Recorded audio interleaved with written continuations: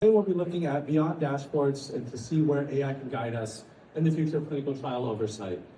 But we'll look at kind of what our product offers and where we're headed in the future.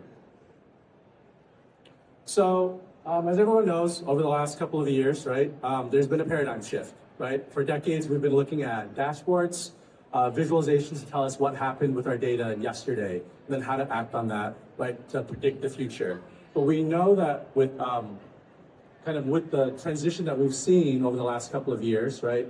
SDC Insights has a Sidekick AI agent that is clinically trained to look at your data, right? It has built-in AI capabilities native to the platform, so that it'll tell you what is happening now with your data and how to act on it moving forward tomorrow, right? We're not just layering AI on top of existing platforms and existing data, but we've built it into the foundation of our tool and our application to make sure that, obviously we're going to be Part 11 compliant, but also be adaptable to the always changing regulations, right, with ICH V6R3.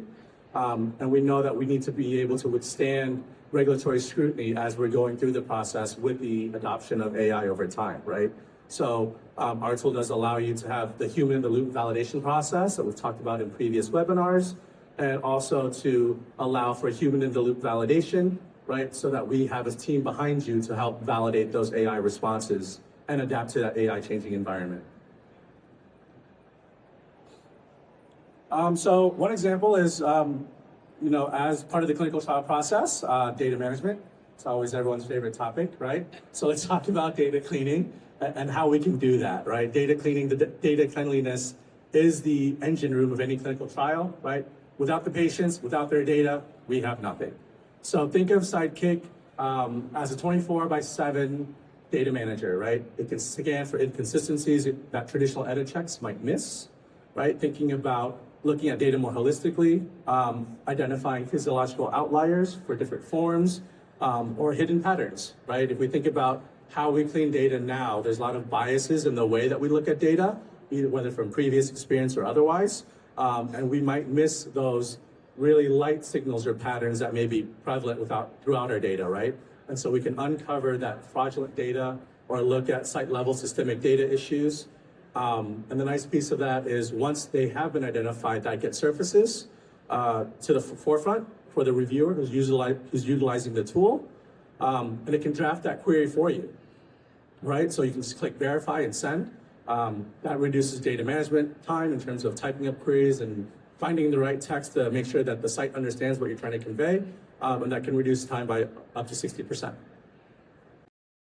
This is an example of some prompting, right? So those of you that have used Gemini 3, ChatGPT, so our solution is powered by those LLMs, right? We do keep it in a closed loop system, so we're not feeding it out to those platforms, but we're just APIing into those tools to leverage their power and what they've done, but we've clinically trained it, right, within our own closed loop environment. So it's kind of like having a data manager or a biostatistician right by your side. The nice thing is you can ask it multi-pronged questions, you can ask, delve deeper into that, and it can quickly summarize those results for you without having to wait for your statistician or your clinical programmer or data manager to get back to you on those types of responses. So, right, as an example, we asked it to look at trends here, look at AEs and their relationship to the study drug. Okay, gave me a nice response there. These are a couple of AEs that occurred. These are the ones that are related to IP. There's a couple that aren't related to IP either, but you might be curious in what that is, so that kind of helps surface that information for you, right? And then you can ask it to summarize into a table, present that out to any reporting groups that you may need.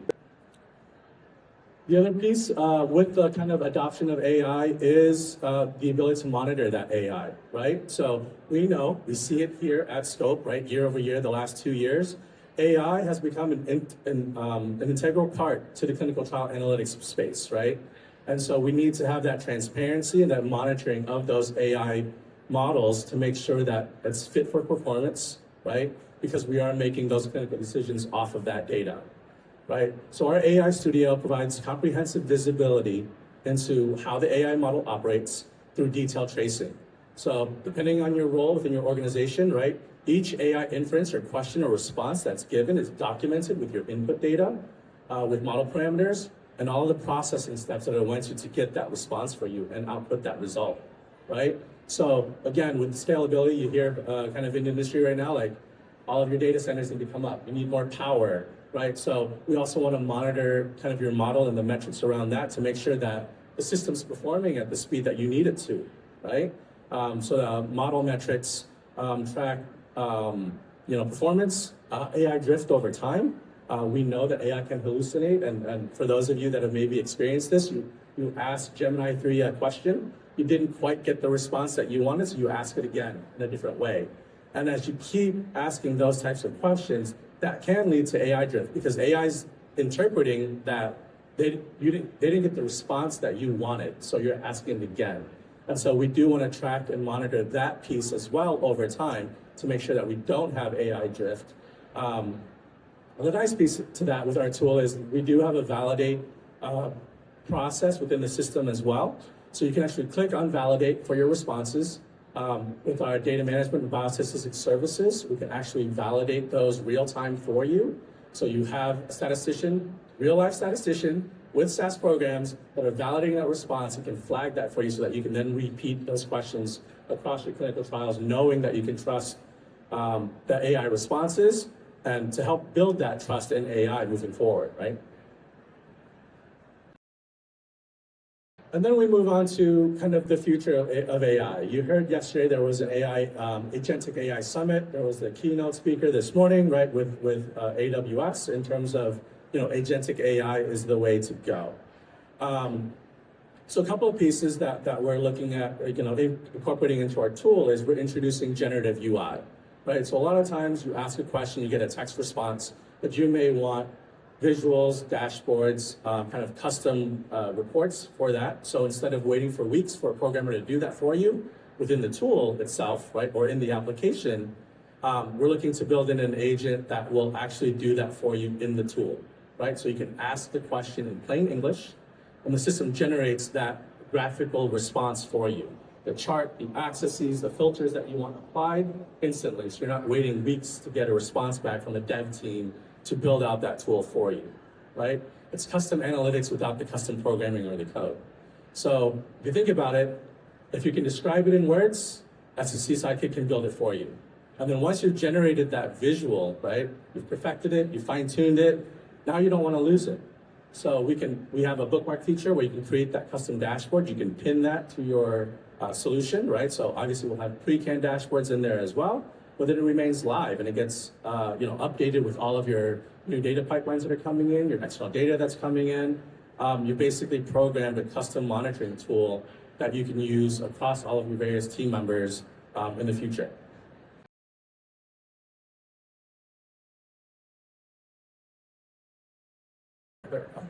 And then over to another way to use Agentic AI. So you're going to hear a lot about this throughout the weekend, throughout the sessions, but we know that it's here now, right? So while Sidekick in its present form is a brilliant assistant for today, or you can get the answers to your questions that you want, what we're looking for in terms of the vision for Sidekick moving forward is a specialized suite of agents, right? So think about agents not as a software tool, but as a digital workforce.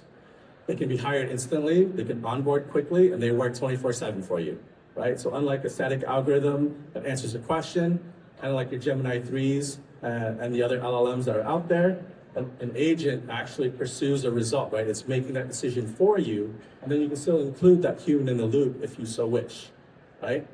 So whether it's cleaning a data set or identifying a protocol deviation, the goal is to be able to personalize and create additional agents to work for your team.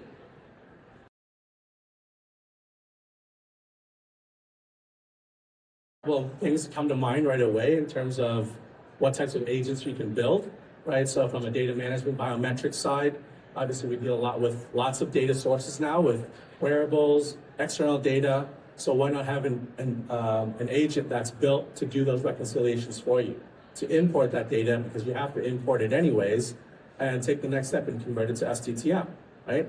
But save all of that manpower for those routine, mundane efforts where an agent can take that over for you.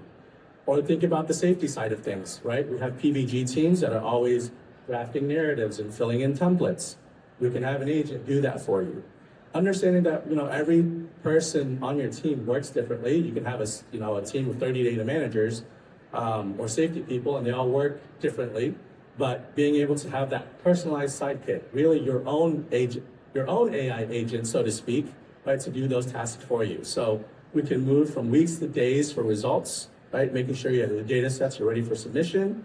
We can shift focus away from 100% SDV. I think some folks have already done that, right, and truly focus on patient safety and patient advocacy and recruitment.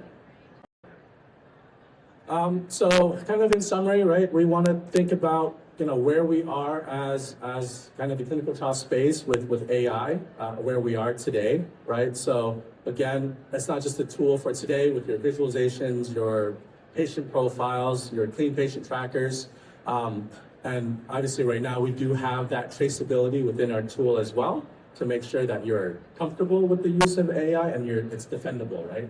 Those results, as you're starting to use the responses for publications or for equity decisions, so to speak, right? You want to be able to trace all of those things back, but we're looking to develop a platform for the future, right? Giving you the accuracy, generative UI interface and AI agents that you can custom configure, program, and manage yourselves. We're leveraging, clinically trained AI right now in a closed loop environment to support your study needs. We're 100% audit ready, so any type of decisions you make off of that, the responses you get are defendable in front of the agency and reproducible. And we're looking to future-proof our solution as well, so that you don't have to go find another vendor, in 2 years when the landscape has changed, right? So, thank you all again for coming today.